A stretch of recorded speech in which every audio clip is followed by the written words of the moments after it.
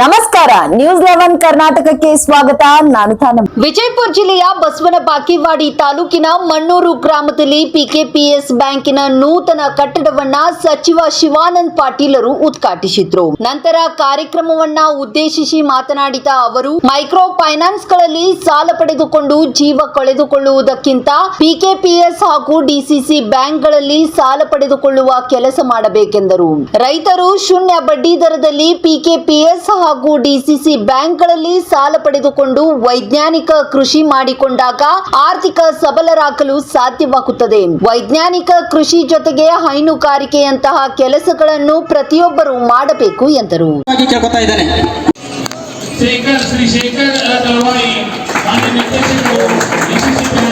मंगलम शिव विश्वैक पालाय मंगलम शिव विश्वैक पालाय मंगलम हर ओम राजाधिराजाय procession मम वयमस्तु वर्णाय कुर्मेहि सामो कामने काम कामाय मयं कामेश्वर विष्णु वरुणो धातु कुबेराय महाराजाय नमः महागणपते नमः विघ्नेश्वरतु देवास्तानि धर्मानि प्रत्नतिराणामयं समुचित पूर्व साध्य संतु देवः मंत्र मूर्ति है जय मंगलम पार्वती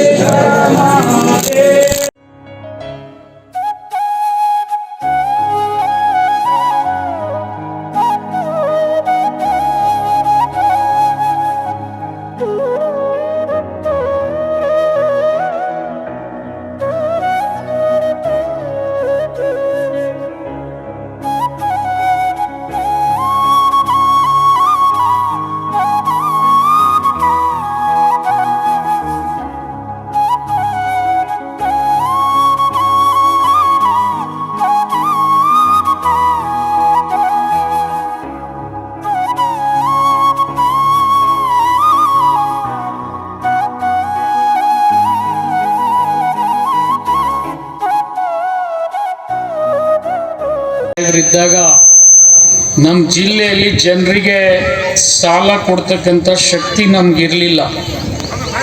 ಎಲ್ಲ ರೈತರಿಗೆ ಸಾಲ ಕೊಡಬೇಕಾದ್ರೆ ಭಾಳ ದೊಡ್ಡ ಸಾಲಗಾರ ಅಂದರೆ 4,000 5,000 ರೂಪಾಯಿ ತಗೋತಿದ್ವಿ.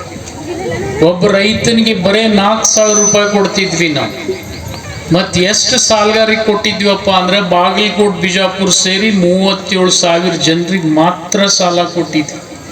ಆದರೆ ಇವತ್ತು ಬಾಗಲಕೋಟೆ ಬಿಜಾಪುರ ಸೇರಿದರೆ 4.5 ಲಕ್ಷ ರೈತರಿಗೆ ಸಾಲ ಕೊಟ್ಟಿದ್ದೀವಿ ಅಂದರೆ ಅದು ತಪ್ಪಾಗಲಿಕ್ಕಿಲ್ಲ ಅಂತ ನಾನು ಹೇಳಬೇಕಾಗಿ.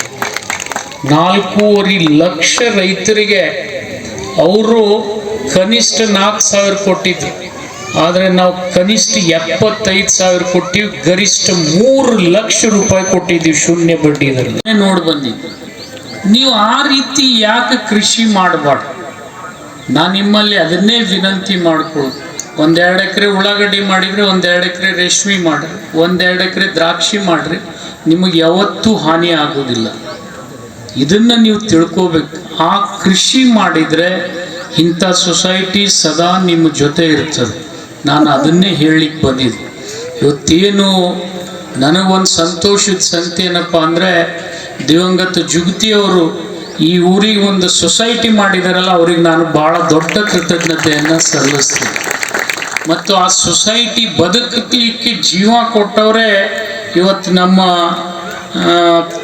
ಏನವರು ತಳೆವಾಡ ಜಾಗ ಕೊಟ್ಟವ್ರು, ತಳೆವಾಡವ್ರು, ಮಲ್ಲಪ್ಪ ತಳೆವಾಡವ್ರು, ಯಲ್ಲಪ್ಪ ತಳೆವಾಡವ್ರು, ಅವ್ರಿಗೆ ನಾನು ಕೃತಜ್ಞತೆ ಹೇಳಬೇಕು. ಇವತ್ತು ಒಂದು ಮಾತನ್ನು ನಾನು ಹೇಳಲೇಬೇಕಾಗ್ತದೆ.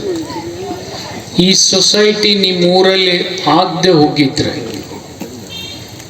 ಈಗೇನು ಮೈಕ್ರೋ ಫೈನಾನ್ಸ್ ಅಂತ ಹೇಳ್ತಾರೆ, ಈ ಮೈಕ್ರೋ ಫೈನಾನ್ಸಿನ ಹಾವಳಿಗೆ ಬಿದ್ದು ಜನ ಇವತ್ತು ಜೀವ ಕಳ್ಕೊಳ್ತಾ ಇದ್ದಾರೆ. ಕಾರಣ ಏನಪ್ಪ ಅಂತಂದರೆ, ಸಾಲ ಸಿಕ್ತಿತ್ತಂದ್ರೆ ನಾವು ಎಲ್ಲಿ ಬೇಕಲ್ಲಿ ಕೈ ಹೊಡ್ತೀವಿ.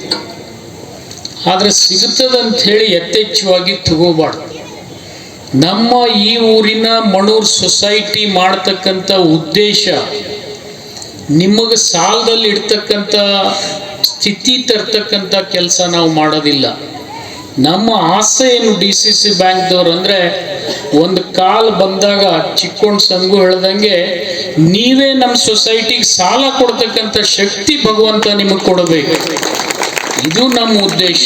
ನಿರಂತರ ಸುದ್ದಿಗಾಗಿ ನೋಡ್ತಾ ಇರಿ ನ್ಯೂಸ್ 11 ಕರ್ನಾಟಕ. ಲೈಕ್ ಮಾಡಿ, ಶೇರ್ ಮಾಡಿ, ಸಬ್ಸ್ಕ್ರೈಬ್ ಮಾಡಿ.